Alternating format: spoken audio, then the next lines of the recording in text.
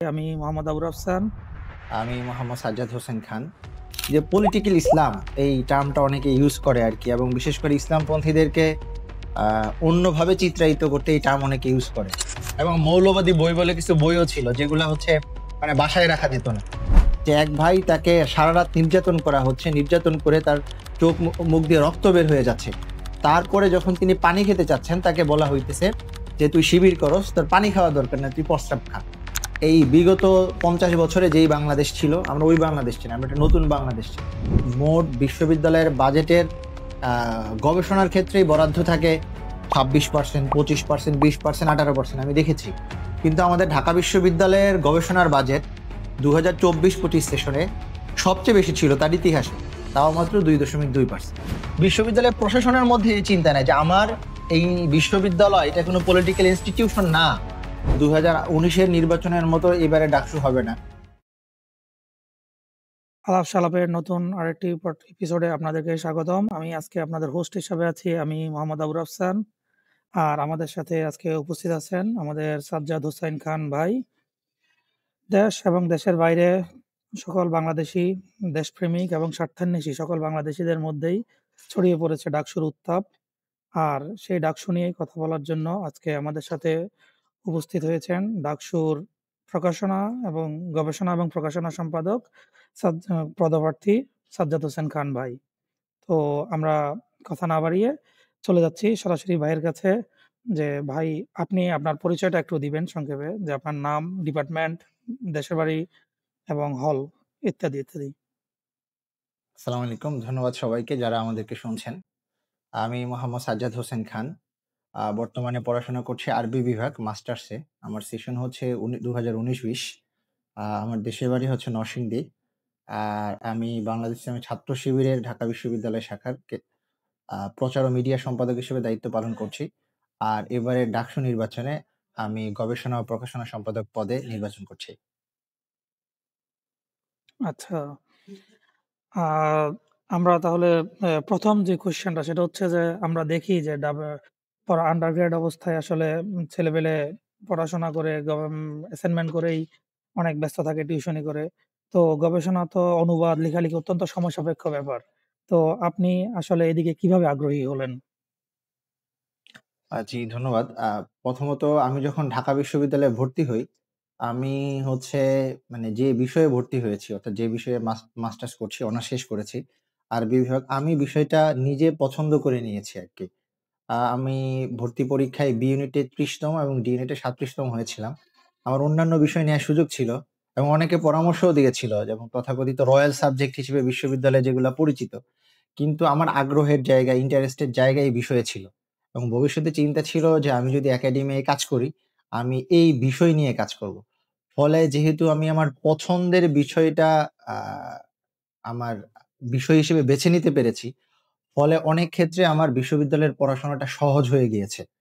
আ অনেক ক্ষেত্রে দেখা যায় যে বাংলাদেশের ক্ষেত্রে যেগুলো হয়, বাংলাদেশ বিশ্ববিদ্যালয়ে অনেকের পছন্দের সাবজেক্ট পায়। না পাওয়ার ফলে তার সাথে তার যে ডিপার্টমেন্টের একটা সংযোগ ঘটে না। আমার ক্ষেত্রে এইটা প্রথমত সহজ ভূমিকা পালন করেছে। দ্বিতীয়ত হচ্ছে এইটা আমি আমার বিশ্ববিদ্যালয়ের একটু ক্রিটিক করেই বলব। আপনিও এই বিশ্ববিদ্যালয়ের ছাত্র ছিলেন, জানেন যে ঢাকা বিশ্ববিদ্যালয়ের পড়াশোনার অবস্থা মানে প্রায় প্রত্যেক ডিপার্টমেন্টের ক্ষেত্রে আমি এটা বলব যে ঢাকা বিশ্ববিদ্যালয় আ আসলে ওই অর্থে একাডেমিয়া হয়ে ওঠে নাই। ফলে একটা বিশ্ববিদ্যালয়ে একটা ছাত্রের যেই পরিমাণে চাপ থাকা উচিত, আমি মনে করি পড়াশোনার, সেই চাপ অনেকাংশে থাকে না। এবং কলা ভবনের ডিপার্টমেন্ট গুলাতে এটা আরো কম থাকে। ফলে এই জায়গা থেকে যেহেতু আমি আমার পছন্দের বিষয়ে পড়ছি, ক্লাসের পড়াশোনা করতে আমার খুব বেশি সময় যায়নি। বাকি সময়টা হচ্ছে আমি আ বাকি সময়টা আমি ২ টা কাজ করতাম। একটা হচ্ছে আমি শিবির করতাম, আরেকটা হচ্ছে বাকি সময়টা আমি লেখালেখিতে ব্যয় করতাম। আচ্ছা, ঠিক আছে। এটা তো আপনার আসলে গবেষণা কর্মগুলো দেখলেই জিনিসটা অনেকটুকু আইডিয়া করা যায় যে মানে আ অনেকগুলো অনুবাদ আছে। তবে আমি একটা জিনিস বিশেষভাবে নোটিফাই করতে চাই যে আপনার বেশিরভাগ অনুবাদ হচ্ছে ইমাম হাসান আল বান্না রাহিমাহুল্লাহ এবং শায়েখ ইউসুফ আল কারজাবিকে নিয়ে। উনাদের বেশিরভাগ গ্রন্থগুলো। সো আপনি মানে আরবিক লিটারেচার তো অনেক রিচ। সো আপনি উনাদের লিটারেচারটাকে কেন বেশি প্রাধান্য দিচ্ছেন, বা উনারা কিভাবে আপনার জীবনে প্রভাব ফেলতেছে বলে আপনি মনে করেন? প্রথমত হচ্ছে আ মানে নিজে যেহেতু আমি ইসলামী আন্দোলন করি, ইসলামী পুনর্জাগরণ আন্দোলনের সাথে জড়িত এবং আ আমি যখন সিরিয়াস ওই অর্থে পড়াশোনা শুরু করি আরকি। আমি যখন আলিমে পড়ি, ইন্টারে পড়ি, তখন যখন আমি বিভিন্ন লিটারেচার পড়াশোনা শুরু করি। ইসলামী লিটারেচার বলি, আ বাইরের লিটারেচার বলি, ফিকশন বলি। তখন আমাকে সবচেয়ে বেশি যেই যার এবং যাদের লিটারেচার টেনেছে, তাদের মধ্যে মানে ইসলামী ইসলামী পুনর্জাগরণ আন্দোলনের লিটারেচারের মধ্যে আপনি জানেন যে ইসলামী পুনর্জাগরণ আন্দোলনের লিটারেচারও নানা ডাইমেনশন আছে। এবং ইসলামী আন্দোলন কোনো হচ্ছে লিনিয়ার আন্দোলন না ওই অর্থে। নানা তাত্ত্বিক, নানা অঞ্চলে নানাভাবে ব্যাখ্যা করেছেন। সেই জায়গায় আমার পছন্দের জায়গায় ছিল মাওলানা মওদুদী ছিলেন অবশ্যই। পরেই হচ্ছে ইমাম হাসান আল বান্না এবং ইউসুফ আল কারদাবী তাদের লিটারেচার আমার চিন্তাকে শেপ করতে, আমার বোঝাপড়াকে শেপ করতে সহযোগিতা করেছে। ফলে আমি যখন ইউসুফ আল কারদাবী পড়ছি এবং বান্না পড়ছি এবং আমার চিন্তার ইসলামের সামগ্রিক বোঝাপড়া আমার নিজের আ একটা সুবিন্যস্ত হচ্ছে। সেই জায়গা থেকে হচ্ছে আমার আগ্রহের জায়গা তৈরি হয়েছে ইমাম বান্নাকে নিয়ে কাজ করা, ইউসুফ আল কারদাবীকে নিয়ে কাজ করা এবং আমি আমার ভবিষ্যতেও ইচ্ছা আছে। আমি যখন একাডেমিয়াতে মানে মাস্টার শেষ করে আমি হায়ার স্টাডিজ এর জন্য যখন পড়াশোনা শুরু করব বা যাবো বিশ্ববিদ্যালয়গুলো বাইরে, আমার চিন্তা আছে আমি আ ইসলামের এই যে রিভাইভালিস্ট আন্দোলনগুলা, এগুলা নিয়ে কাজ করা, এদের থট নিয়ে কাজ করা। ফলে এটাও আমার ওই চিন্তা তখন থেকেই ছিল। ফলে আমার আগ্রহের জায়গা বলি, ইন্টারেস্টের জায়গা বলি, পড়াশোনার জায়গা বলি এবং সামনের যে চিন্তা আমার মাথায় আছে, ওইটাও আমি one kind of ব্যালেন্স করার চেষ্টা করেছি। জি, এটা আমি আপনার সাথে একমত যে যারা আগে থেকে শুরু করে বা যার প্যাশন যেখানে, ওখান থেকে যদি তারা পড়াশোনা শুরু করে, তাহলে এটা লং রানে ফিউচার গবেষণা কার্য এগিয়ে নেওয়ার ক্ষেত্রে অনেক ভালো ভূমিকা দেয়। যেমন আমি বর্তমানে আ অ্যাকাউন্টিং এ পিএইচডি স্টুডেন্ট হিসেবে আছি। তো আমি দেখি যে আমাদের যারা হচ্ছে যে আন্ডারগ্রেড থেকে বিভিন্ন অ্যাকাউন্টিং এর টপিক নিয়ে গভীরভাবে চিন্তা করতো, তারা যখন পিএইচডি শুরু করেছে তাদের আসলে ওরকম ব্যাক পেতে হয় না। সো আশা করব আপনি এই দিক থেকে অনেকটুকু এগিয়ে গিয়েছেন এবং আরেকটা জিনিস যেটা নোটিসেবল যে আপনার লেখার ক্ষেত্রে যে আপনি হচ্ছে রাজনৈতিক ইসলামে বিলিভ করেন। ইসলাম এবং রাজনীতিকে আলাদা করে দেখতে পছন্দ করেন না। সো সেদিক থেকে যদি আমরা বলি যে আপনি জুলাই আন্দোলনের আবার একজন সামনের সারির যোদ্ধা ছিলেন। যদিও লিডারশিপে আপনি আসেন নাই। কিন্তু যোদ্ধাদের মধ্যে আমরা বিভিন্ন সময় বিভিন্ন ফেসবুকের পোস্ট, বিভিন্ন ভিডিওতে আপনাদের সক্রিয় অংশগ্রহণ আমরা দেখেছি। সো আমার একটা প্রশ্ন হচ্ছে যারা এসব লেখালেখিতে থাকে, যারা এসব গবেষণা কার্যে থাকে, একাডেমিতে থাকে, তারা সাধারণত আসলে ইন্ট্রোভার্ট হয়। তারা সামনের দিকে আসে না। সামনের সারিতে আসে না, জীবনের ঝুঁকি নেয় না এসব আন্দোলনে এসে। সো আপনি আপনাকে কিসে উদ্বুদ্ধ করলো বা আপনি কেন এভাবে সামনে আসলেন? এটা যদি আপনি আমাদেরকে একটু সংক্ষেপে বলতেন। আচ্ছা জি, ধন্যবাদ। ১ম এ আমি একটা টার্মের ব্যাপারে হচ্ছে আপত্তি জানাতে চাই। সেটা হচ্ছে আ মানে যদিও আপনি ওইভাবে ইউজ করেননি। আমরা দেখি অনেকেই যে পলিটিক্যাল ইসলাম এই টার্মটা অনেকে ইউজ করে আরকি এবং বিশেষ করে ইসলামপন্থীদেরকে আ অন্যভাবে চিত্রায়িত করতে এই টার্ম অনেকে ইউজ করে। এখন দেখেন পলিটিক্যাল ইসলাম এই টার্মটা কিন্তু আসলে ইসলামপন্থীরা নিজেদেরকে বোঝানোর জন্য নিজেরা ব্যবহার করে না। আ এই টার্মটা ব্যবহার করে ওয়েস্ট, পশ্চিমা চিন্তকরা ইসলামপন্থীদেরকে বোঝানোর জন্য। ইসলামপন্থীরা নিজেদেরকে ইসলামপন্থী বলে, ইসলামী আন্দোলন বলে, ইসলামী পুনর্জাগরণ আন্দোলন বলে, আরবিতে সহওয়ার ইসলামিয়া বলে, আ আল হারাকা আল ইসলামিয়া বলে এবং তারা আবার এই ইসলামপন্থীদেরকে এই মৌলবাদী ট্যাগ দেয়। এই ধরনের ট্যাগ আছে। যাই হোক আমরা যখন বলতেছি যে পলিটিক্যাল ইসলাম তার মানে এটা মিন করে এই জায়গায় হচ্ছে রুহানি ইসলাম বলে কিছু একটা আছে। এই জায়গায় হচ্ছে সোশ্যাল ইসলাম বলে কিছু একটা আছে। কিন্তু আমরা আমাদের ইসলামের সামগ্রিক বোঝাপড়ার জায়গা থেকে বিশ্বাস করি, ইসলাম একটা সামগ্রিক জীবন ব্যবস্থা। জীবনের প্রত্যেকটা জায়গায় এই জায়গায় আছে। সেই জায়গা থেকেই যেহেতু আমি আ একবারে ছোটবেলা থেকেই ইসলামী ছাত্র শিবিরের সাথে সংযুক্ত। এই যে ইসলামের এই সামগ্রিক বোঝাপড়া যে শিবির আমাকে শিখিয়েছে। ফলে কখনোই আমার একাডেমিক লাইফ এইটা আলাদা করে দেখা এবং আমার পলিটিক্যাল লাইফ আলাদা করে দেখা। এইটা ওইভাবে মানে আমি যে লিটারেচার পড়েছি, শিবির আমাকে যেই চিন্তা শিখিয়েছে, সেই জায়গা থেকে আমরা বিশ্বাস করতাম না। বরং আমাদের একাডেমিক লাইফ বলি এবং আ এইটা আমরা মানে ইসলামপন্থী লিটারেচার পড়ে খুব আমি যদি একটা শব্দ উচ্চারণ করি সেটা হচ্ছে দিন হচ্ছে জীবন উদ্দেশ্য। এটা আমরা পড়েছি। এটা মিন করে যে আমার জীবনের প্রত্যেকটা লাইফ, আমার পার্সোনাল লাইফ, সোশ্যাল লাইফ, সামাজিক life, academic life, political life সবগুলা ইসলামকে কেন্দ্র করে আবর্তিত হবে। ফলে ইসলাম সেই হচ্ছে জায়গা পূর্ণাঙ্গ থেকে জীবন ব্যবস্থা। হুম, সেই জায়গা থেকে শিবিরের রাজনীতির সাথে জড়িত থাকার সুবাদে নানা সময় নানা আ মানে রাজনৈতিক কার্যক্রমে আমি ছোটবেলা থেকেই জড়িত। কিন্তু দীর্ঘ 17 বছর আমরা জানি যে হাসিনার যে ফ্যাসিবাদী নির্যাতন, এর ফলে আমাদের যে এক দুঃসহ অবস্থার মধ্য দিয়ে যেতে হয়েছে। মানে এমনও হয়েছে যে বাসায় আমি তখন খুবই ছোট, যে বাসায় আমি ক্লাস 9 বা 10 এ পড়ি, যে প্রত্যেকটা এলাকায় রেড দিচ্ছে। কেন রেড দিচ্ছে? মানে আমার এলাকায় প্রত্যেকটা বাসায় বাসায় কাদের বাসায় বই আছে, বই এবং মৌলবাদী বই বলে কিছু বইও ছিল, যেগুলো হচ্ছে মানে বাসায় রাখা যেত না। এমনকি কোরআন শরীফের ব্যাখ্যা অনেক সময় মৌলবাদী আখ্যা দেওয়া হতো। তারপরে ক্যাম্পাসে আসার পরে তো ক্যাম্পাস তো এক ধরনের ট্রমা সৃষ্টি করেছিল, এবং আমি এই ট্রমার মধ্যে থাকতাম। যেহেতু আমি হলে উঠিনি, ফলে ছাত্রলীগের নির্যাতন, হলের যে নির্যাতন হয়, সেই নির্যাতন আমাকে খুব বেশি পেতে পারেনি। কিন্তু আমি একবার হলে উঠে চেষ্টা করেছিলাম। আমি তখন 4th ইয়ারে পড়ি, আমার শারীরিক অসুস্থতার কারণে, যে একটু দূরে থেকে আসা যাওয়ার কারণে। কিন্তু আপনারা জানেন যে হলে ওঠার জন্য যেই ধরনের ছাত্রলীগের স্লোগান দিতে হতো, তা আমি বললাম যে আমি আমার জয় বাংলা স্লোগান বলে আমি আমার মুখ জীবনে নাপাক করতে চাই না। সুতরাং আমি ন্যূনতম থেকে দূরে থেকে আমি চেষ্টা করেছি যে একাডেমিক লাইফ চালায় যেতে। ফলে 25-24 গণ অভ্যুত্থান, এটা ছিল আমাদের 17 বছরের যে পুঞ্জীভূত ক্ষোভ, সেইটার একটা উদগীরণ আমরা বলতে পারি।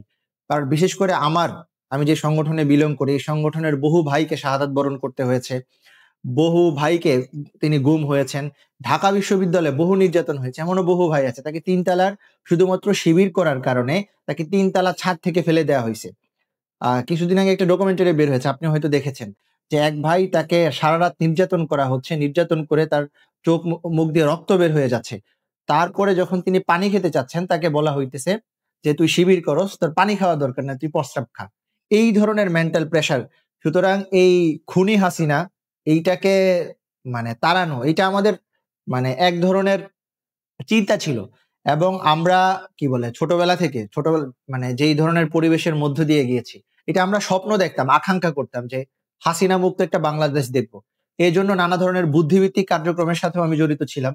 আমরা হাসিনা যেই ধরনের নেগেটিভের উপর আহ দাঁড়িয়ে, মানে তার এই যে রাজনীতি চালাতো, আপনারা দেখতেন যে 71-এর চেতনা ব্যবসা সে করতো, বাঙালি জাতীয়তাবাদের যে ব্যবসা সে করতো।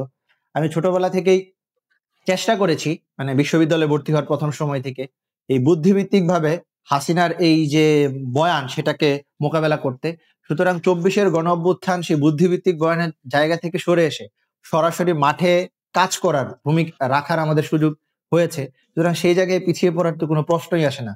বিশেষ করে যখন আমরা দেখেছি 14 তারিখ বিশ্ববিদ্যালয়ের মানে অসংখ্য ছাত্রকে, এমনকি আমাদের বোনদেরকে পর্যন্ত ছাত্রলীগ মানে তাদের গায়ে হাত তুলেছে।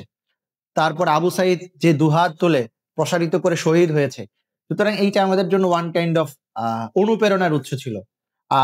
আর শিবিরের যে 17 বছরের নির্যাতন, সেই নির্যাতনও আমাদের একটা ক্ষোভের জায়গা ছিল। সেই জায়গা থেকে মাঠে নামাটা, এটা আমাদের মানে মানে খুবই সহজ সাধ্য ছিল। আর জুলাইয়ে মানে আমাদের ঢাকা বিশ্ববিদ্যালয়ের তৎকালীন শিবিরের সভাপতি সাদিক ভাই, ফরাদ ভাই, তাদের নেতৃত্বে আমরা মাঠে নেমেছিলাম। সুতরাং তাদেরকে লিডার মেনেই আমি আন্দোলনে এসেছি, নির্দেশনা মেনে। যেই যে জায়গায় কাজ করার সুযোগ ছিল, আমরা সেই জায়গায় কাজ করেছি আর কি। সুতরাং যেটা হচ্ছে যে আসলে যেহেতু ইসলাম একটি পূর্ণাঙ্গ জীবন ব্যবস্থা, সুতরাং আপনি আসলে রাজপথের আন্দোলন বা পড়াশোনা বা গবেষণা কোনোটাকে আপনি আসলে আলাদা করে দেখেন না, যে মানে এটা পলিটিক্যাল ইসলাম, এটা এডুকেশনাল ইসলাম, এটা এই ইসলাম। এগুলো সবই আসলে দিনের অংশ, ঠিক যেমনটা আমাদের অন্যান্য জীবনের বাকি অংশগুলোর মতোই। সো আপনি ওই দাবি থেকেই নেমেছেন, যখন সময়ের প্রয়োজনে যেভাবে লেগেছে, যখন লাগে তখন আপনি গবেষণায় নেমেছেন, যখন প্রয়োজন হয়েছে রাজপথে তখন আপনি রাজপথে নেমেছেন। জি, এরকম বলতে পারেন। জি।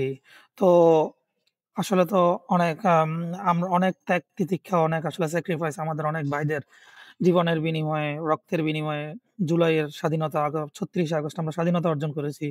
তো ১ বছরের বেশি হয়েছে, প্রায় ১১ প্রায় ১৩ মাস হয়ে যাচ্ছে। তো আপনারা জুলাই থেকে আপনার প্রত্যাশা যা ছিল, আপনার প্রত্যাশা এবং প্রাপ্তির যদি আমরা হিসাব মিলাই, তাহলে কিরকম আপনার কি প্রত্যাশা প্রাপ্তি কতটুকু? প্রথমত জুলাই গণ অভ্যুত্থান থেকে আমাদের প্রত্যাশার জায়গা অনেক বেশি ছিল। কারণ আমরা মনে করি যে আমরা যে বর্তমান যে প্রজন্ম, এই আমরা বা যাদেরকে তথাকথিত জেন জি বলা হয় আর কি, মানে এই গণ অভ্যুত্থানের মধ্য দিয়ে আমরা গিয়েছি। এটা আমাদের one kind of lived experience. আমরা আমাদের চোখের সামনে দেখেছি গুলি হচ্ছে, চোখের সামনে আমাদের ভাইদের রক্ত ঝরেছে, শাহাদাত বরণ করেছে। ফলে এইটা আমাদের জীবনের আমরা মনে করি যে অন্যতম গুরুত্বপূর্ণ অভিজ্ঞতা। এবং ২,০০০-এর অধিক শাহাদাত বরণ করেছে, অনেকে পঙ্গু হয়েছে, চোখ হারিয়েছে। এবং এই যে মানুষ যারা জীবন দিয়েছে, সেই জুলাই গণঅভ্যুত্থানের যে আকাঙ্ক্ষা ছিল, সবারই আকাঙ্ক্ষা ছিল যারা এই জায়গায় শামিল হয়েছে, আমরা একটা নতুন বাংলাদেশ গড়ব। আমরা সবার মুখে এই কথা শুনতে পেয়েছি যে নতুন এক ধরনের বাংলাদেশ গড়ব। নতুন বাংলাদেশ কি? এই বিগত ৫০ বছরে যেই বাংলাদেশ ছিল, আমরা ওই বাংলাদেশ চাই না, আমরা একটা নতুন বাংলাদেশ চাই। তাহলে বিগত বছরগুলোতে কি ছিল? বিগত বছরগুলোতে আমরা দেখেছি যে বাঙালি জাতীয়তাবাদের আধিপত্যের কারণে যে মুসলিম আত্মপরিচয় ছিল, সেইটারে দাবিয়ে রাখা হইছে।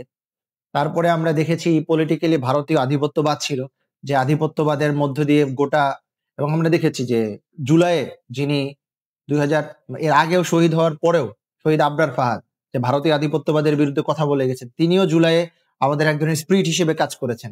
সুতরাং ভারতীয় আধিপত্যবাদ থেকে মুক্তি পাওয়া, বাঙালি জাতীয়তাবাদের যেই এক করাল গ্রাস, সেই করাল গ্রাস থেকে মুক্তি পাওয়া।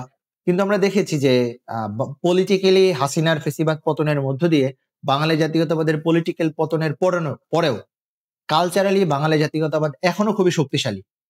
ফলে আমরা যেটা চেয়েছি যে আমাদের এই বাংলাদেশের একটা নতুন রিফর্ম, সেটা হয়ে উঠছে না।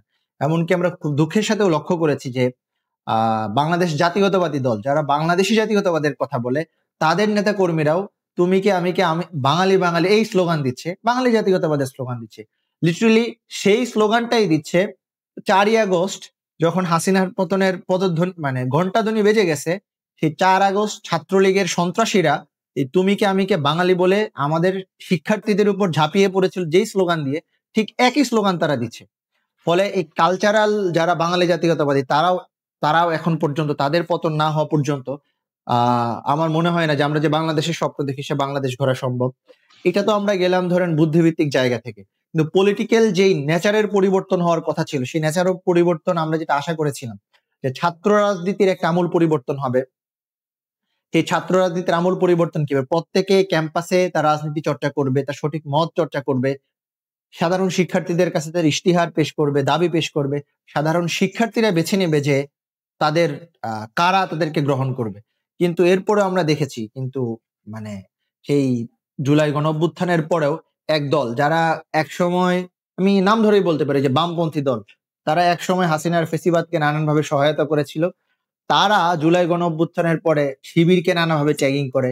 যেই ইসলামপন্থীরা ১৭ বছর হাসিনার ফেসিবাদের অন্যতম প্রধান শিকার ছিল, এবং যারা এই জুলাই গণঅভ্যুত্থানে প্রথম সারিতে ভূমিকা পালন করেছে, তাদেরকে নানাভাবে ট্যাগিং করতে চায়। এই ব্যাপারগুলো হচ্ছে সমস্যাজনক। বরং আমাদের কাছে আমরা তাদেরকে, সেই কালচারাল বাঙালি জাতীয়তাবাদী শাহবাগীদেরকে এখনো যে বিচারের মুখোমুখি করতে পারেনি, ফলে তারাই নানাভাবে এখনো কাজ করে যাচ্ছে, দেশকে অস্থিতিশীল করে তুলে যাচ্ছে। এবং যে অন্তর্বর্তীকালীন সরকার গঠিত হয়েছে, সেই অন্তর্বর্তীকালীন সরকারের অবস্থাও তারা হয়ে উঠেছে এক ধরনের এনজিও সরকার। তারা আমরা দেখেছি ক্ষমতাসীন যে দল আছে, সেই দলের পারপাস সার্ভ করে, একটা ক্ষমতাসীন রাজনৈতিক দল। এবং বিশ্ববিদ্যালয়গুলোতে শিক্ষক নিয়োগ থেকে শুরু করে ভিসি নিয়োগ থেকে শুরু করে সব জায়গায় একটা দল হচ্ছে ক্ষমতা নিয়ে আছে। এবং অন্তর্বর্তীকালীন সরকার নিজে যে পাওয়ারফুল রুল প্লে করবে, সেই রুল তাদের কাছ থেকে আমরা দেখতে পাচ্ছি না। যে ৭২-এর সংবিধানের উপর দাঁড়িয়ে বাঙালি জাতীয়তাবাদ প্রতিষ্ঠিত হয়েছে, হাসিনা তার ১৭ বছরের গুম খুন ফেসিবাদ চালিয়েছে, সেই ৭২-এর সংবিধান বাতিল করা হচ্ছে না। মানে কোন ধরনের পরিবর্তন আমরা শুনতেছি যে নয়া বন্দোবস্ত, এবং যারা আবার নয়া বন্দোবস্তের রাজনীতির কথা বলছেন, তারাও হচ্ছে জুলাইকে বেচে এক ধরনের লুটপাট করছেন, এক ধরনের মানে সচিবালয়ে তারা মনে হয় যে বর্গা নিয়েছেন। মানে খুবই দুঃখজনক ব্যাপার। ফলে আমরা যে আশা আকাঙ্ক্ষা নিয়ে গিয়েছি, সে তার অনেকাংশেই পূরণ হয়নি।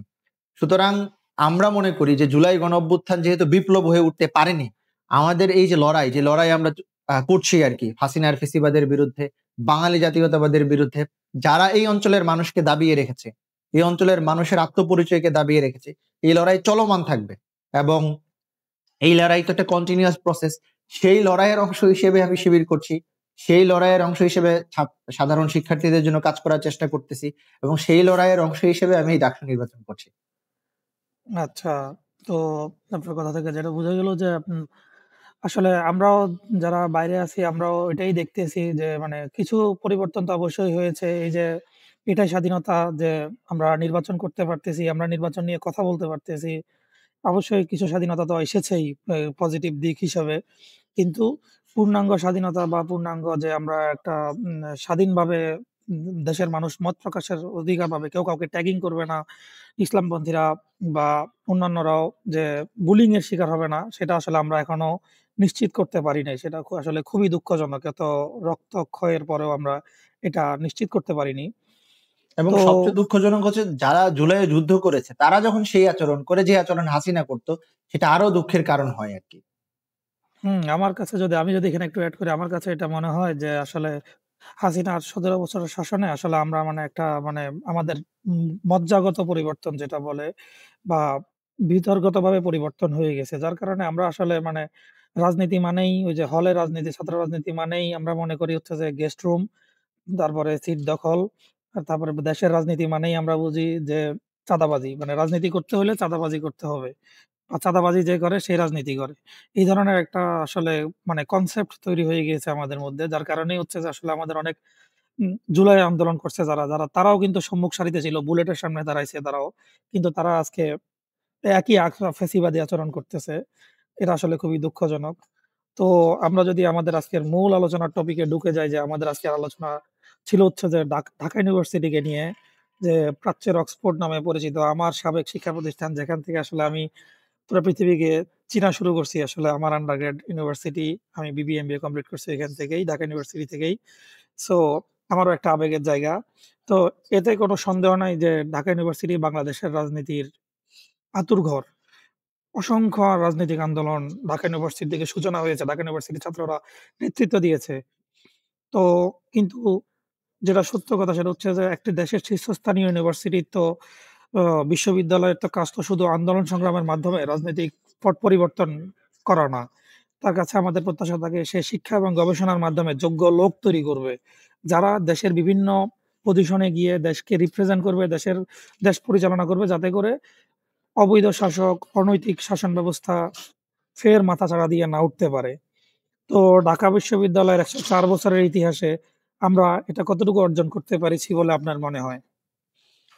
দেখেন, যখন ঢাকা বিশ্ববিদ্যালয়ের ইতিহাস নিয়ে আমরা কথা বলি আরকি, ঢাকা বিশ্ববিদ্যালয়ের ইতিহাসের প্রচুর গৌরবজনক অধ্যায় আছে যেগুলো আমরা কোট করি। সেই ৪৭ এর আজাদী আন্দোলন থেকে শুরু করে ৫২, ৭১, ৬৯ এমনকি ২৪ এর গণঅভ্যুত্থান। কিন্তু দুঃখজনক ব্যাপার হচ্ছে ঢাকা বিশ্ববিদ্যালয় তো একটা একাডেমিক ইনস্টিটিউশন। তার অর্জনগুলো শুধুমাত্র কেন পলিটিক্যাল অর্জন হবে? তার আমরা ঢাকা বিশ্ববিদ্যালয়ের দীর্ঘ রাজনৈতিক অর্জন যেগুলো আমাদের জন্য গৌরবজনক অর্জন। কিন্তু ঢাকা বিশ্ববিদ্যালয়ের আদতে আমরা যখন কথা বলি একাডেমিক অর্জন নিয়ে, তখন আমরা একাডেমিক অর্জন দেখাতে পারি না। ফলে আমরা দেখি যে প্রায় বছরই আমরা হায় হুতাশ করি যে ঢাকা বিশ্ববিদ্যালয়ের র‍্যাংকিং এর এই অবস্থা কেন? এর কারণ কি? কারণ ঢাকা বিশ্ববিদ্যালয় মানে তার দীর্ঘ পথ চলায় সেটা নানাবিধ কারণে, এর মধ্যে যেমন ক্ষমতাসীন রাজনৈতিক দলের প্রভাব আছে, ছাত্র রাজনীতির প্রভাব আছে। সে আসলে একাডেমিক ইনস্টিটিউশন হয়ে উঠতে পারেনি। এর কারণ কি? আমরা দেখি যে একটা ছাত্র যখন ১ম বর্ষে ভর্তি হয়, আ বাইরের বিশ্ববিদ্যালয়গুলোতে কি হয়? সে তার থাকার জায়গা নিয়ে তাকে চিন্তা করতে হয় না। কিন্তু ঢাকা বিশ্ববিদ্যালয়ে যখন একটা ছেলে ভর্তি হয়, তার ১ম বর্ষেই সে মুখোমুখি হয় আবাসন সংকটের। দীর্ঘ ১৭ বছর সে মুখোমুখি হতো গেস্ট রুম গণরুমের ছাত্রলীগের। ফলে সে যে স্বাধীন শান্তভাবে পড়াশোনা করবে, এই পরিবেশ তার মধ্যে ছিল না। ফলে বাই নেচার তাকে হচ্ছে, আমি বলব না যে পলিটিক্যাল বানানো হতো। পলিটিক্যাল তো একটা গুড টার্ম, যে সে রাজনীতি সচেতন হয়ে উঠবে। কিন্তু তাকে হচ্ছে রাজনৈতিক গোলাম বানানো হতো একটা পলিটিক্যাল পার্টির, একটা ছাত্র রাজনৈতিক দলের, তাদের নিজেদের এজেন্ডা বানানোর জন্য। ফলে তার পড়াশোনায় ব্যাঘাত ঘটতো। আর ঢাকা বিশ্ববিদ্যালয়ের প্রশাসন তারা গুরুত্ব দেয় কিসে? তারা গুরুত্ব দেয়, আপনি দেখবেন যে অমুক জায়গায় অবকাঠামোগত উন্নয়ন। তাও কোন অবকাঠামোগত উন্নয়ন? যেগুলা হচ্ছে শিক্ষকদের জন্য। যে অবকাঠামো উন্নয়ন হচ্ছে এবং বিভিন্ন টাওয়ার হয়েছে, শেখ রাসেল টাওয়ার, অমুক টাওয়ার, বিভিন্ন নামে। কিন্তু সাধারণ শিক্ষার্থীদের বিশ্ববিদ্যালয়কে গবেষণা বান্ধব করে তোলার জন্য বিশ্ববিদ্যালয়ের কোন ধরনের উদ্যোগ আমরা লক্ষ্য করিনি। এমনকি খুবই দুঃখজনক ব্যাপার, আমরা যদি বাইরের বিশ্ববিদ্যালয়গুলো অক্সফোর্ড থেকে শুরু করি, ইডেনবার্গ থেকে শুরু করে, এমআইটি থেকে শুরু করে বড়, বড় বিশ্ববিদ্যালয়ের তাদের মোট বিশ্ববিদ্যালয়ের বাজেটের আ গবেষণার ক্ষেত্রেই বরাদ্দ থাকে ২৬%, ২৫%, ২০%, ১৮% আমি দেখেছি।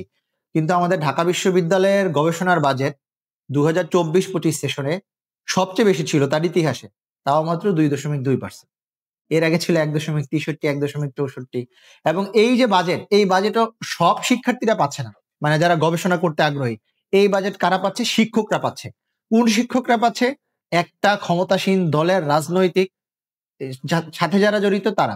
এবং আমরা দেখেছি ইতিপূর্বে যে তথাকথিত বঙ্গবন্ধু যেই প্রকল্প, এই বঙ্গবন্ধু প্রকল্পের নামে নানা ধরনের গবেষণা হইতো। এমনকি ধরেন হিসাব বিজ্ঞান বিভাগে গবেষণা হইতো বঙ্গবন্ধু নিয়ে, বঙ্গবন্ধু হিসাব বিজ্ঞান। সাহিত্যের ডিপার্টমেন্টে গবেষণা হইতো বঙ্গবন্ধু নিয়ে, মানে গোটা দুনিয়া বঙ্গবন্ধু বানায় ফেলছিল হাসিনা। এবং এই ধরনের প্রজেক্ট করে দলীয় লোকদেরকে টাকা দিতে হচ্ছে বিশ্ববিদ্যালয় প্রশাসন। ফলে এইটা দিয়ে আমি যে আমার শিক্ষার্থীদেরকে এমনকি কলা ভবনের বহু বিভাগে, মানে আমাদের যে কারিকুলাম পড়ানো হয়, একটা শিক্ষার্থী সে মাস্টার্স পাস করে বের হয়ে যাচ্ছে, তার কোনো থিসিস নাই, তাকে কোনো ধরনের রিসার্চ মেথোডোলজির কোর্স করানো হচ্ছে না। ফলে একটা শিক্ষার্থী তার মানে রিসার্চের মিনিমাম যে আইডিয়া তার থাকা উচিত, সেই ধরনের কনসেপ্টও তার থাকে না। ফলে মানে বিশ্ববিদ্যালয় হয়ে ওঠার জন্য তার যা প্রয়োজন তার কোনো কিছুই থাকে না। এবং আমি জানি না, আপনারা হয়তো তখন যখন পড়াশোনা করেছেন প্রত্যক্ষ করবেন যে বিশ্ববিদ্যালয়ের শিক্ষকরা ক্লাসে নিয়ে আসতেন হচ্ছেন, আমি ভালো শিক্ষক অবশ্যই আছে, কিন্তু এরকম মানে 100-র উপরে শিক্ষক পাওয়া যাবে, আমি মনে করি 1000-এর উপর শিক্ষক পাওয়া যাবে যারা ক্লাসে নিয়ে আসেন কিছু শীট, যেই শীট তিনি তার ছাত্র জীবনে পড়েছেন, নিয়ে আসেন কিছু স্লাইড, যেই স্লাইড যদি কোনো কারণে কারেন্ট চলে যায় তার জ্ঞানের দৌরাত্ম্য ওই জায়গায় বন্ধ হয়ে যাবে। কারণ শিক্ষক নিজেও গবেষণার সাথে জড়িত না, তিনি যে একটা ডিসিপ্লিন পড়াচ্ছেন, একটা সাবজেক্ট পড়াচ্ছেন, 20 বছর ধরে পড়াচ্ছেন, ওই ব্যাপারে তার 2টা পেপার নাই, 3টা পেপার নাই, কোনো ধরনের কনসেপ্ট নাই। ফলে এই বিশ্ববিদ্যালয় মানে দিয়ে তো শিক্ষা বা গবেষণার যে উন্নতি, শিক্ষক এ জায়গায় গবেষণা করছেন না। কোনো কারণে যদি তার গবেষণার প্রয়োজন হয়, কখন প্রয়োজন হয়? যখন তার প্রমোশনের তাগাদা লেগে যায়, তখন তিনি কোনো না কোনো ভাবে যে ধরনের গবেষণা করেন, কোনো রাজনৈতিক দলকে সার্ভ করে এই গবেষণা করেন। ফলে তার গবেষণার উদ্দেশ্যও হয় না নতুন কোনো জ্ঞান উৎপাদন, জ্ঞান বিতরণ, গবেষণার উদ্দেশ্য হয় কেবলমাত্র প্রমোশন। ফলে শিক্ষক নিজে জ্ঞান উৎপাদনের সাথে জড়িত না, বিশ্ববিদ্যালয়ের কাজ কি? জ্ঞান উৎপাদন করা, জ্ঞান বিতরণ করা। শিক্ষক নিজে জ্ঞান উৎপাদন করছেন না, শিক্ষার্থীদের এমন ধরনের কোনো ধরনের প্রণোদনা দেওয়া হচ্ছে না যে সে মানে গবেষণা কাজে আগ্রহী হবে, বা তাকে সহযোগিতা করার মতো এমন শিক্ষকও কম পাওয়া যাচ্ছে। এখন ধরেন গবেষণা তো শুধুমাত্র বিশ্ববিদ্যালয়ে সীমাবদ্ধ থাকবে না। এই যে আমার দেশে যে ধরনের সমস্যাগুলো আছে এগুলাকে আইডেন্টিফাই করার জন্য বিশ্ববিদ্যালয়ের গবেষকরা কাজ করবেন, কিন্তু একজন শিক্ষার্থী সে কোনো ধরনের প্রণোদনা না পাচ্ছে না, সে কেন দেশে গবেষণা করবে? তার কোনো প্রণোদনা দিতে হচ্ছে না। এবং যেই ধরনের গবেষণা হচ্ছে কোনোটাই আমার দেশের সমস্যাকে আইডেন্টিফাই করে হচ্ছে না, জব সেক্টরে তার কোনো কাজে লাগতেছে না, সে অমুক তমুক নিয়ে গবেষণা করছে। ফলে স্বাভাবিকভাবে শিক্ষার্থীরা যখন, যে সমস্ত শিক্ষার্থীরা অধিকাংশ ক্ষেত্রে তারা হায়ার স্টাডিজের ক্ষেত্রে আগ্রহ পোষণ করে, উচ্চশিক্ষায় যেতে চায়, একাডেমিয়াতে থাকতে চায়, তারা বাধ্য হয়ে বাইরে যায়, বড় বড় বিশ্ববিদ্যালয়ে যায়। ফলে এমনকি যারা, আপনার অভিজ্ঞতা হয়তো সেরকম হবে আমি জানি না, আমি যাদের সাথে কথা বলেছি যে তারা ঢাকা বিশ্ববিদ্যালয়ে যখন পড়াশোনা করেছেন, যখন তিনি ঢাকা বিশ্ববিদ্যালয়ের ধরেন খুবই ভালো ছাত্র ছিলেন, ডিপার্টমেন্টে ফার্স্ট ক্লাস পাস ছিলেন, কিন্তু তিনি যখন বাইরে পড়াশোনা করতে যাচ্ছেন তিনি দেখতে পাচ্ছেন যে তার এখন 1 বছরে ওই পরিমাণ পড়াশোনা করতে হচ্ছে যে 5 বছরে যেটা করে নাই। ফলে এই যে বিশ্ববিদ্যালয় হয়ে ওঠা, এই চিন্তা তার মধ্যে নাই, বিশ্ববিদ্যালয় প্রশাসনের মধ্যে এই চিন্তা নাই যে আমার এই বিশ্ববিদ্যালয় এটা কোনো পলিটিক্যাল ইনস্টিটিউশন না, এইটা একটা একাডেমিক ইনস্টিটিউশন। আমার শিক্ষকদের মধ্যে ওই চিন্তা নাই। শুধুমাত্র ছাত্র রাজনীতি যে সমস্যা সৃষ্টি করে ব্যাপারটা তা না, শিক্ষক রাজনীতি তার চেয়ে বড় সমস্যা সৃষ্টি করে। কিন্তু শিক্ষকরা নিজেদের দলীয় এজেন্ডা বাস্তবায়নে ব্যস্ত। আপনার ভিসি নিয়োগ থেকে শুরু করে, শিক্ষক নিয়োগ থেকে শুরু করে প্রত্যেক জায়গায় যখন আপনি মেধার বিচার করছেন না, তার রেজাল্টের বিচার করছেন না, তার পাবলিকেশনের বিচার করছেন না, আপনি বিচার করছেন সে কোনো নির্দিষ্ট দলে সাবস্ক্রাইব করে কিনা। ফলে এতবিধ সমস্যার মধ্য দিয়ে আমি কিভাবে আশা করতে পারি যে আমার এই বিশ্ববিদ্যালয় পলিটিক্যাল একটা ইনস্টিটিউশন থেকে একাডেমিক ইনস্টিটিউশন হয়ে উঠবে? এজন্য আমরা আমাদের জায়গা থেকে, ঐক্যবদ্ধ শিক্ষার্থী জোটের পক্ষ থেকে আমরা চাই, আমাদের এটা অন্যতম দায়বদ্ধতা, আমরা এইটারে একাডেমিক ইনস্টিটিউশনে রূপান্তর করার যাত্রা শুরু করতে চাই। ইনশাআল্লাহ। তো আপনি যেটা বলছেন আসলে আমি নিজেও আমি এটা ভিন্নভাবে এক্সপেরিয়েন্স করছি। তো আমি যদি আমার এক্সপেরিয়েন্সটা একটু শেয়ার করি যে আমি কোনোভাবেই মানে ভালো স্টুডেন্ট না। ভালো স্টুডেন্ট না বলতে আমি একাডেমিক ভাবে আমার রেজাল্ট খুবই উম আ উম ছ অল্প। কিন্তু আমি যেটা নোটিস করেছি যে আমি যখন ইউএসএ তে পড়তে আসলাম, তখন এদের পড়ালেখার কালচারটা মানে এমনভাবে তৈরি করা যে মানে আপনাকে রেজাল্ট ভালো করতে হবে এবং মানে রেজাল্ট অটোমেটিক্যালি যদি আপনি মনোযোগ দেন বা পড়াশোনা করেন তো ভালো হবে। তো আমি মনে করি অনেকেই বলবে যে ওদের আসলে ইউএস এর বাজেট অনেক, ইউএস এর একাডেমিক ওদের ইউএস কান্ট্রি হিসাবে বড়, ওরা অনেক ইফোর্ট দিতে পারে। তো আমি কিন্তু আমার বাস্তব অভিজ্ঞতা যেটা বলে সেটা হচ্ছে যে সবকিছু শুধু অর্থনৈতিক সমস্যা না, কিছু সমস্যা হচ্ছে আমাদের মানসিক সমস্যা। যেটা বললেন যে মানে বাজেটে আমাদের সংকট আছে, কিন্তু তাই বলে আমি 2% বাজেট রাখবো আর বলবো আমার বাজেট সংকট, সেটা তো না। আমি তো বাজেট একটু বাড়াইতে পারি, যে বাজেট আছে ওই বাজেটের মধ্যেই তো আমি আমার ইউনিভার্সিটির জন্য, গবেষণার জন্য একটা ইউনিভার্সিটি বিশ্ববিদ্যালয় যদি তার গবেষণায় 2% বাজেট রাখে, তাহলে তো সেটা আর গবেষণা ইউনিভার্সিটি থাকে না, সেটা একটা কমিউনিটি কলেজ। আমাদের এখানে এটাকে বলে কমিউনিটি কলেজ, যেগুলো হচ্ছে যে মানে গবেষণার ক্ষেত্রে কোনো প্রকার ইম্প্যাক্ট ফেলে না, কিন্তু মানে আহ, শুধু ক্লাস নেয়। তো ওই ধরনের ইউনিভার্সিটি হয়ে যাবে। গবেষণার ক্ষেত্রে ইউনিভার্সিটি কেন তারা 2% বাজেট রাখবে? তো এবং ধরেন আমি আমাদের যে লাইব্রেরি আছে, আপনি মানে সেই লাইব্রেরি যে মানে আপনি যেমন যে লাইব্রেরি পেয়েছেন, এর আপনার 10 বছর 20 বছর আগে একই লাইব্রেরি ছিল, কোনো ধরনের লাইব্রেরির যে বৃদ্ধি কার্যক্রম, ছেলে পেলে সিট পাচ্ছে না বসার জন্য। এমন লাইব্রেরির যে বইয়ের সাথে ছাত্রদের সংযোগ বৃদ্ধি করার যেই চেষ্টা, বিশ্ববিদ্যালয় প্রশাসনের এই ধরনের কোনো চেষ্টাও পরিলক্ষিত হয়নি। শিক্ষার্থীরা লাইব্রেরিতে যায় না, মানে লাইব্রেরির সাথে তাদের কোনো সংযোগ নাই। এবং বহু শিক্ষার্থী আছে, তারা জানেও না কিভাবে বিশ্ববিদ্যালয়ে যে লাইব্রেরিতে আছে ওই জায়গায় বইগুলো সংগ্রহ করতে হয়। বিশ্ববিদ্যালয়ের আর্কাইভ সম্পর্কে তাদের কোনো ধারণা নেই, এবং বিশ্ববিদ্যালয়ের কোনো ধরনের চিন্তা নাই যে তার শিক্ষার্থীদেরকে তার যে লাইব্রেরি আছে এই জায়গায় এক্সপ্লোর করার সুযোগ দেয়া। তারপরে বিশ্ববিদ্যালয়ের বাইরের জার্নাল গুলাতে যে অ্যাক্সেস দেয়া, বিশ্ববিদ্যালয় এই ব্যাপারে কোনো বদার করে না। বিশ্ববিদ্যালয়ে টেনশনই থাকে হচ্ছে অন্য কাজ, ফলে বিশ্ববিদ্যালয় লাইব্রেরির কথা বিশ্ববিদ্যালয় হয়ে বলাতে উঠতেছে না। লাইব্রেরির কথা বলাতে আমার একটা মনে পড়ে গেল। আমি এক সময় জিআরই প্রিপারেশনের জন্য লাইব্রেরিতে পড়তে যেতাম। তো আমার মনে আছে লাইব্রেরি হচ্ছে 8টা বাজে খুলে, কিন্তু লাইব্রেরির সিট সংখ্যা এত কম যে আমার আসলে লাইন ধরা লাগতো হচ্ছে 5টা বাজে, 5টা বাজে বা 6টা বাজে, ফজরের নামাজের জামাতের আগে লাইন ধরা লাগতো। আমরা ব্যাগ দিয়ে লাইনের মধ্যে তারপরে হচ্ছে নামাজ পড়তে যেতাম, নামাজ পড়ে তারপর আবার লাইনে দাঁড়ায় থাকতাম। 6টা থেকে 8টা পর্যন্ত লাইনে দাঁড়ায় থাকা লাগতো। 8টা বাজে আমরা লাইব্রেরিতে ঢুকতে পারতাম সকালবেলা। তো লাইব্রেরির সিট সংখ্যা আসলে আসন সংখ্যা এতই কম। তো আপনার জুলাই আমাদেরকে ডাকসু নির্বাচনের একটা সুযোগ করে দিয়েছে। আমরা আশা করতেছি এখন পর্যন্ত ডাকসু নির্বাচন ফেয়ার হবে, 2019 সালের 18 সালের নির্বাচনের মতো এরকম একপাক্ষিক হবে না ইনশাআল্লাহ। তো আপনি কি মনে করেন, আপনার মানে ডাকসু, যে আমরা যে একটা স্বপ্ন দেখি যে একটা ঢাকা ইউনিভার্সিটি গবেষণায় উজ্জ্বল নক্ষত্র হয়ে উঠবে বা বাংলাদেশের গবেষণায় একটা খুব গুরুত্বপূর্ণ ভূমিকা পালন করবে, তো আপনার কি মনে হয় ডাকসু সেই স্বপ্ন পূরণে কতটুকু ভূমিকা রাখতে পারে বলে আপনার মনে হয়? প্রথমত এইটা ঠিক যে 2019-এর নির্বাচনের মতো এবারে ডাকসু হবে না, কিন্তু তারপরেও আমরা নানা জায়গায় কিছু পক্ষপাতমূলক আচরণ দেখতে পাচ্ছি।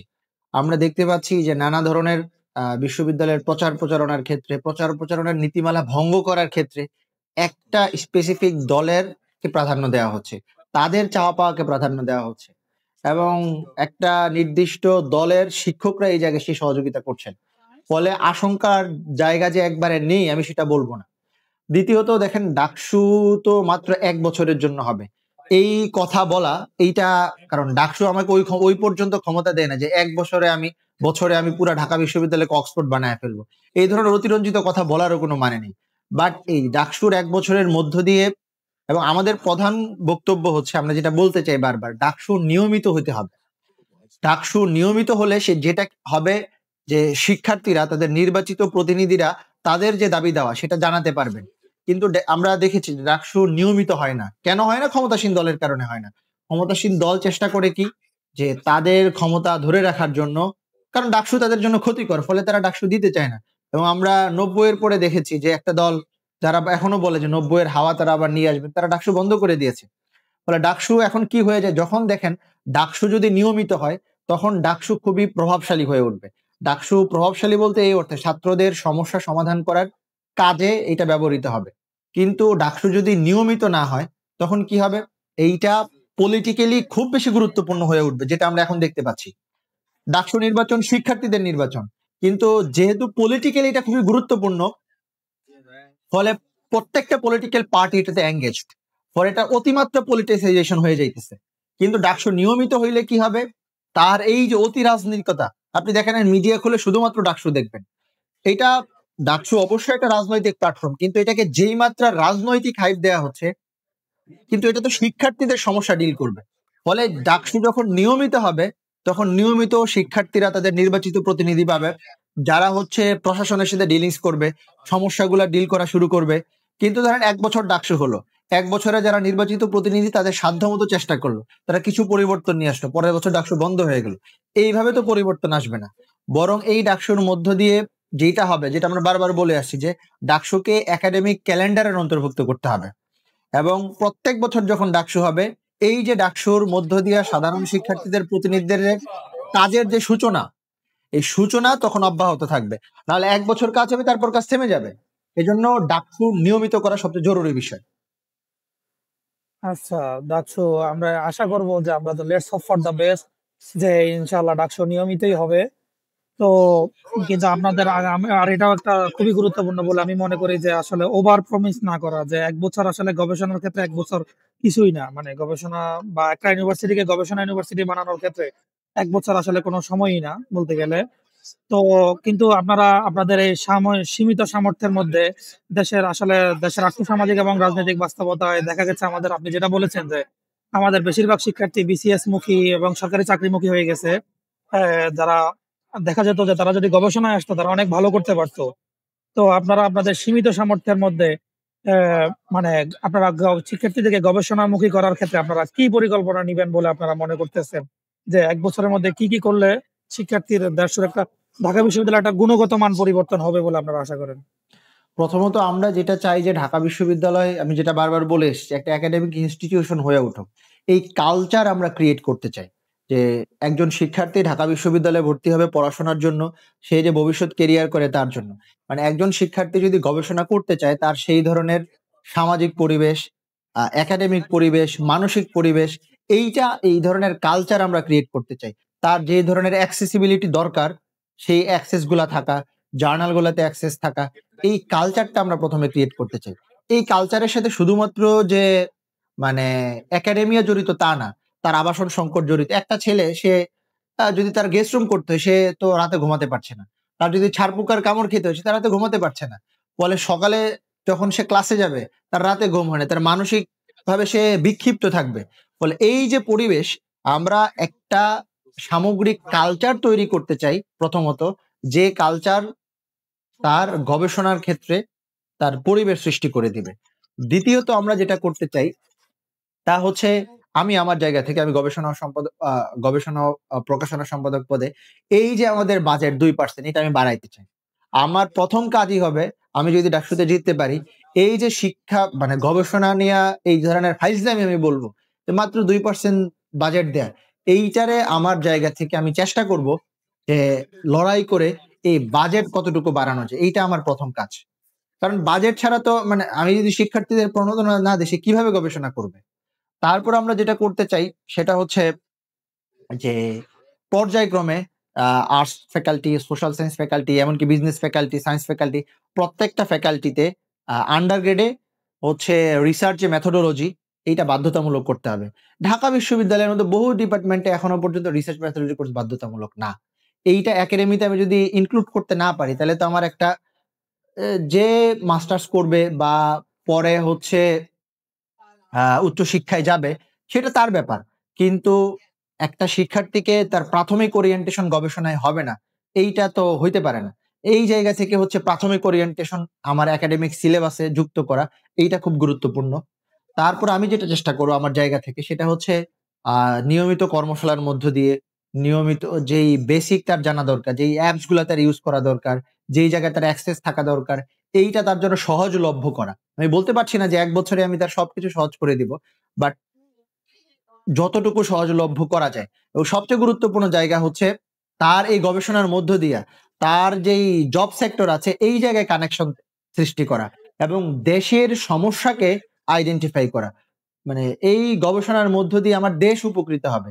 আমার দেশের যেই জায়গায় সমস্যা, সেই জায়গায় অ্যাড্রেস করা যাবে। এইটা গুরুত্বপূর্ণ। এই কাজগুলো আমি আমার জায়গা থেকে আমি মনে করি আমি করার চেষ্টা করব আরকি, এবং একটা সূচনা তৈরি করতে চাই আমরা। যে সূচনা পরবর্তী সময়ে অব্যাহত থাকবে।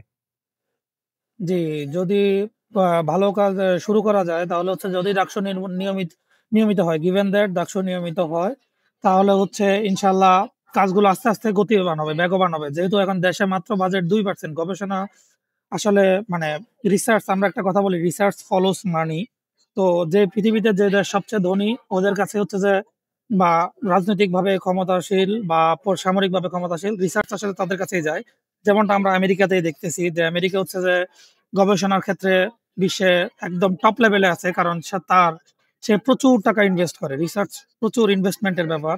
সো আমরা যদি ইনভেস্টমেন্ট বাড়ানো যায়, যেমন হচ্ছে আমি আপনার কাছে কোশ্চেনটা করতাম, আপনি অ্যাড্রেস করেছেন যে আমাদের প্ল্যান থাকবে, আপনাদের প্ল্যান থাকবে হচ্ছে যে উম, বিভাগ অনুযায়ী, অনুষদ অনুযায়ী, বাণিজ্য অনুষদ, ব্যবসা শিক্ষা অনুষদ, কলা অনুষদের জন্য আলাদা আলাদা সেমিনার আয়োজন করা। তো আমাদের ঢাকা ইউনিভার্সিটির যেটা বিশেষত্ব হচ্ছে, আমরা কিন্তু ইঞ্জিনিয়ারিং ইউনিভার্সিটি না, আমাদের হচ্ছে ল্যাবে ইনভেস্টমেন্টটা অত বেশি লাগে না, কারণ আমাদের ল্যাবটা বেশি গুরুত্বপূর্ণ না। আমাদের গুরুত্বপূর্ণ হচ্ছে সোশ্যাল সায়েন্স, আমরা বেসিক্যালি সবাই সোশ্যাল সায়েন্সের অংশ। তো আমাদের হচ্ছে যে প্রিভিয়াস ওয়ার্ক বা রিসার্চ ওয়ার্ক গুলোতে অ্যাক্সেস, যে ভালো ভালো জার্নাল, পৃথিবীর ভালো ভালো জার্নাল গুলো আমাদের লাইব্রেরিতে যদি অ্যাক্সেস থাকে, তো ছেলেরা হচ্ছে পড়তে পারবে, ছেলেমেয়েরা হচ্ছে পড়তে পারবে, পড়তে পারলে তারা গবেষণায় মনোনিবেশ করতে পারবে, তাদের নিজেদেরই ক্যাপাসিটি বাড়বে যখন তারা ভালো জার্নাল অ্যাক্সেস পাবে। তো আশা করবো আপনারা ওইটা নিয়ে কাজ করার জন্য পরিকল্পনা রেখেছেন, আপনি আমরা যেটা আমরা বললেন। আমাদের জায়গা থেকে আমরা যদি নির্বাচিত নাও হতে পারি, আমাদের যতটুকু সাধ্য আছে, মানে বিশ্ববিদ্যালয় প্রশাসনকে বলা, কাজ করা, আমরা আমাদের কাজ করে যাব। এই ব্যাপারে আমরা আশাবাদী ইনশাআল্লাহ। ইনশাল্লাহ যদি ডাকসু নাও হয় বা ডাকসু হলেও যদি মানে আপনারা না আমরা হন, তো বাংলাদেশ নির্বাহী ওই ছাত্র শিবিরের জায়গা থেকে আমরা তো গত ১ বছর ধরে কাজ করছি। মানে ব্যাপারটা এমন না আমাদের এই কার্যক্রম বা আমাদের যে ইশতিহার, আমাদের যে এই প্রস্তাবনা শুধুমাত্র ডাকসুকে ঘিরে। ছাত্র শিবির কাজ করছে এবং ডাকসুর জায়গা থেকে সে যখন কাজ করবে, তখন সে একটা লিগ্যাল অথরিটি হিসেবে কাজ করার সুযোগ পাবে। বিশ্ববিদ্যালয়ের রিসোর্স তার কাছে থাকবে। যেমন আমি যদি এখন আমার যে সীমিত রিসোর্স আছে, সেই জায়গা থেকে আমি হয়তো খুব কম লোককে উপকৃত করতে পারবো। কিন্তু আমি যখন ডাকসুর মধ্যে দিয়ে লিগ্যাল অথরিটি হয়ে উঠবো, তখন বিশ্ববিদ্যালয় প্রশাসনের রিসোর্স ইউজ করে আমি সাধারণ শিক্ষার্থীদের জন্য কাজ করতে পারবো। আচ্ছা, তো নির্বাচনের কথা আসতেই মনে পড়লো যে আপনার প্রতিদ্বন্দ্বীদের ব্যাপারে যদি আপনি কিছু বলতেন, যে বিশেষ করে ডাকসু নির্বাচনে একজন পরিচিত মুখ হচ্ছে আমাদের তন্নি আপু। সো যেখানে বা যার সম্মানে বাকছাস এবং ছাত্রদল এই পজিশনে প্রার্থী দেয়নি, তো আপনারা কেন দিলেন? প্রথম কোশ্চেন প্রথমত হচ্ছে এটা, যে আপনারা কেন বাকছাস দিলেন? এই পদে প্রার্থী দেয়নি। ব্যাপারটা মানে অনেকটা হচ্ছে ধরেন মিডিয়ার কারণে এমন হয়ে গিয়েছে যে মনে হচ্ছে যে গবেষণা ও প্রকাশনা সম্পাদক পদে একমাত্র আমি এবং তন্নি লড়ছি, ব্যাপারটা এমন না। এই পদে আপনি যদি দেখেন বিশ্ববিদ্যালয়ের যারা এই পদে লড়ছেন, এই পর্যায়ে মোট ৯ জন প্রতিদ্বন্দ্বিতা করছেন এবং বাকছাস থেকেও যিনি বাকছাসের ঢাকা বিশ্ববিদ্যালয়ের কমিটিতে আছেন, আ আ তার নাম সম্ভবত মাজেদুর রহমান, আমি যদি ভুল না করে থাকি। তিনিও এই পদে প্রতিদ্বন্দ্বিতা করছেন। যদিও বাকশাস তার অফিসিয়াল যেই প্যানেল ঘোষণা করেছে, সেই প্যানেলে তিনি লড়ছেন না। তিনি স্বতন্ত্রভাবে লড়ছেন বা বাকশাস তার ব্যাপারে কোনো সিদ্ধান্ত হয়তো গ্রহণ করেনি। এবং আমি খসড়া লিস্টে দেখেছি বাকশাসের আরেকজন ছিলেন। পরবর্তীতে হয়তো তারা পরিবর্তন করেছেন। আ ২য় কথা হচ্ছে ব্যাপারটাকে আমি এইভাবে দেখার চেষ্টা করি। আ প্রথমত জুলাই গণঅভ্যুত্থানে যে সমস্ত বোনরা সামনের সারি থেকে লড়েছেন, আ সে প্রত্যেক বোনের ত্যাগ তিতিক্ষা, যে সমস্ত ভাইয়েরা লড়েছেন, যারা শহীদ হয়েছেন, সবার ত্যাগ তিতিক্ষাকে আমরা সম্মান করছি। এবং আমার কাছে মনে হয় না তন্নি নিজেও হচ্ছে শুধুমাত্র যে কোটার বিরুদ্ধে সে লড়াই করেছিল, সেই কোটায় হচ্ছে নির্বাচন করে সে নিজেও মনতুষ্ট পাবে। বরং আমি মনে করি যে আমি যেহেতু বিশ্ববিদ্যালয়ের ১ম বর্ষ থেকে আ লেখালেখি এবং গবেষণার কাজের সাথে জড়িত এবং এই জায়গায় আমি মনে করি সাধারণ শিক্ষার্থীদেরকে দেওয়ার আমার অনেক কিছু আছে, যেটা আমি চাই শিক্ষার্থীদের জন্য কাজ করতে। সেই জায়গা থেকে আমি নির্বাচন করছি এবং আ এই ধরনের ডাকসু নির্বাচন, তাহলে তো ডাকসু নির্বাচনে যদি প্রতিদ্বন্দ্বিতার প্রশ্ন আসে, তাহলে তো ধরেন ডাকসু নির্বাচনে তো প্রায় সবাইকে ছেড়ে দিতে হবে। যেমন আপনি জানেন যে ইতিমধ্যে শিবিরের প্যানেল থেকে খান জসিম ভাই লড়ছেন, যিনি ঢাকা বিশ্ববিদ্যালয়ের একমাত্র শিক্ষার্থী যিনি চোখ হারিয়েছেন। সুতরাং এবং ঢাকা বিশ্ববিদ্যালয়ের ব্যাপারটা এমন, এই ডাকসুতে শুধু ছাত্রলীগ ছাড়া যারা অংশগ্রহণ করছে প্রত্যেকেই ডাকসুতে জুলাই গণঅভ্যুত্থানে অংশগ্রহণ করেছেন। সুতরাং এই জায়গায় আমরা বারবার বলেছি, এই জায়গায় প্রত্যেকেই প্রত্যেকের জায়গায় যোগ্য, প্রত্যেকেই প্রত্যেকের জায়গায় কাজ করছে এবং এই জায়গায় মূলত যোগ্যদের লড়াই। সুতরাং এই জায়গায় ব্যাপারটা এমন না, কেউ আমরা মনে করি যেই জিতবে তার জায়গা থেকে প্রত্যেকে আরেকজনকে সহযোগিতা করবে। যেমন আমরা বারবার বলছি, যেই জিতুক আমরা সবাই জিতে যাব। সুতরাং ডাকসু নির্বাচন আমাদের এইবারের 24-এর গণঅভ্যুত্থানের পরে আমাদের এই ধরনের অনুভূতি দিয়েছে। সুতরাং প্রত্যেকেই আমরা মনে করি প্রত্যেকের জায়গায় যোগ্য, তার জায়গায় সে কাজ করছে। সুতরাং আমরা চাই এই যে যোগ্যদের মধ্য থেকে নির্বাচনের মধ্যে দিয়ে যোগ্য ব্যক্তি উঠে আসুক।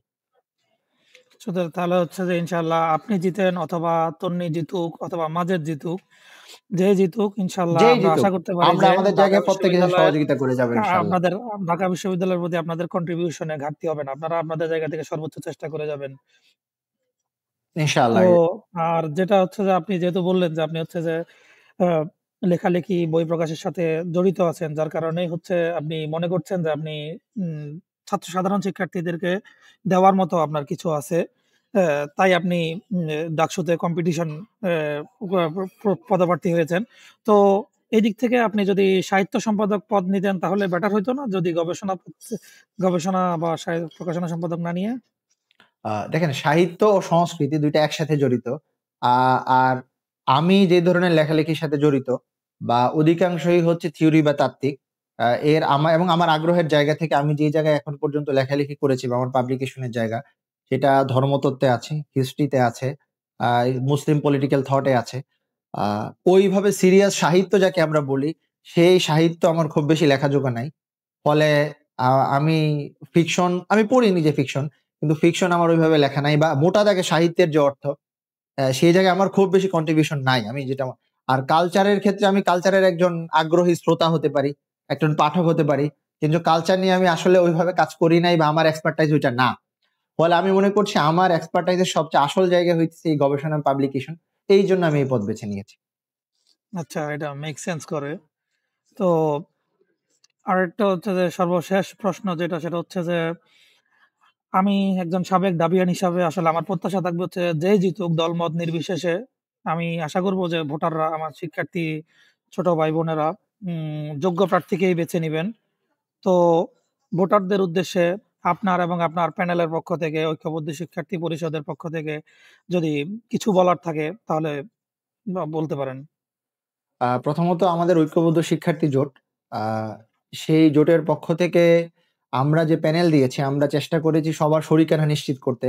আমরা যেহেতু বিশ্ববিদ্যালয়ে আমরা আপনি জানেন যে ছাত্র শিবির একটি আদর্শিক সংগঠন। তার আদর্শের সাথে অনেকের দ্বিমত থাকতে পারে। কিন্তু বিশ্ববিদ্যালয়ে আমরা যেহেতু সবাইকে নিয়ে কাজ করতে চাই, এজন্য সবার রিপ্রেজেন্টেশন থাকাটা আমরা মনে করেছি জরুরি। ফলে আমাদের প্যানেলে ভিন্ন মতের, যারা আমাদের মতের সাথে একমত না, তারাও এসেছে। ফলে আমরা চেষ্টা করেছি প্রথমত সবার রিপ্রেজেন্টেশন নিশ্চিত করতে। দ্বিতীয়ত আমরা চেষ্টা করেছি যেহেতু ডাকসু সাধারণ শিক্ষার্থীদের অধিকার আদায়ের জায়গা, সুতরাং প্রত্যেক যে যেই পদে দাঁড়িয়েছে সে ওই পদে এক্সপার্ট। এই বিবেচনায় হচ্ছে আমাদের প্যানেলে প্রার্থী দেওয়া হয়েছে। যেমন আমরা যদি বলি যে যিনি আমাদের ক্রীড়া সম্পাদক পদে লড়ছেন, তিনি আ ব্ল্যাক বেল্টধারী। তিনি নিয়মিত হচ্ছে শিক্ষার্থীদেরকে প্রশিক্ষণ দিয়ে থাকেন। আ আমাদের কেরিয়ার উন্নয়ন সম্পাদক, তিনি তার ডিপার্টমেন্টে ভালো রেজাল্ট করেছেন, এই ব্যাপারে তার কাজ আছে। আমরা চেষ্টা করেছি যে ব্যাপারে এক্সপার্ট, তার এই এক্সপার্টাইজ কে গুরুত্ব দিই। শুধুমাত্র দলীয় পদবি বা এই ব্যাপারটি আমরা গুরুত্ব দেইনি। আমরা এক্সপার্টাইজ কে গুরুত্ব দিয়েছি। ফলে আমরা শিক্ষার্থীদের সামনে পেশ করছি যে এই ব্যক্তি এই ব্যাপারে কাজ করার জন্য যোগ্য।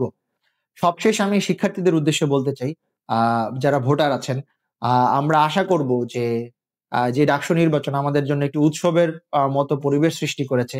যে ডাকসু নির্বাচনের মধ্য দিয়ে শিক্ষার্থীরা তাদের আ আইনি লিগ্যাল প্রতিনিধি বেছে নিবেন। ফলে শিক্ষার্থীরা সেই জোটকে ভোট দিবেন, যারা তাদের বিগত ১ বছরে যারা কাজের মধ্য দিয়ে আ প্রমাণ করেছে তারা শিক্ষার্থীদের জন্য কাজ করতে চায়। যাদের কাজ শুধুমাত্র ডাকসু কেন্দ্রিক না, যারা বিগত সময়ে তাদের পাশে ছিল এবং যারা সৎ, যারা যোগ্য, যারা তার নিজের যেই আ ফিল্ড আছে সেই ফিল্ড এক্সপার্ট এই জায়গায় বিবেচনা করে শিক্ষার্থীরা ভোট দিবেন, সেই আশাবাদ আমরা ব্যক্ত করছি। জি, আমারও তাই আশা। কারণ ডাবি, আবার বলছি যে ডাবি হচ্ছে আমার অনেক আবেগের একটা জায়গা। কারণ এটাতেই ১ম আমি বাসা থেকে বের হয়ে ডাবির হলেই উঠেছিলাম। যদিও ছাত্রলীগের কারণে এই স্মৃতি সুখময় যেভাবে হওয়ার কথা ছিল সেভাবে হয়নি। তো আপনাদেরকে সবাইকে শুভকামনা জানিয়ে আজকের পডকাস্ট আমরা এখানেই শেষ করতেছি। আপনারা খুবই ব্যস্ত। তবুও আমাদেরকে সময় দেওয়ার জন্য, আপনাদের কথাগুলো বলার জন্য এবং আপনাদের কথাগুলো সাধারণ মানুষের কাছে পৌঁছে দেওয়ার সুযোগ করে দেওয়ার জন্য আপনাদেরকে ধন্যবাদ। আ আপনাকেও ধন্যবাদ। আর আপনাদের কি ব্যালট দেওয়া হয়েছে? যদি থাকে হ্যাঁ, তাহলে আমার আপনি আপনার ব্যালট ব্যালট নাম্বার নাম্বার হচ্ছে বলতে পারেন। ৫ গবেষণা ও প্রকাশনা সম্পাদক পদপ্রার্থী। আমার ব্যালট নাম্বার ৫। সবাই দোয়া রাখবেন।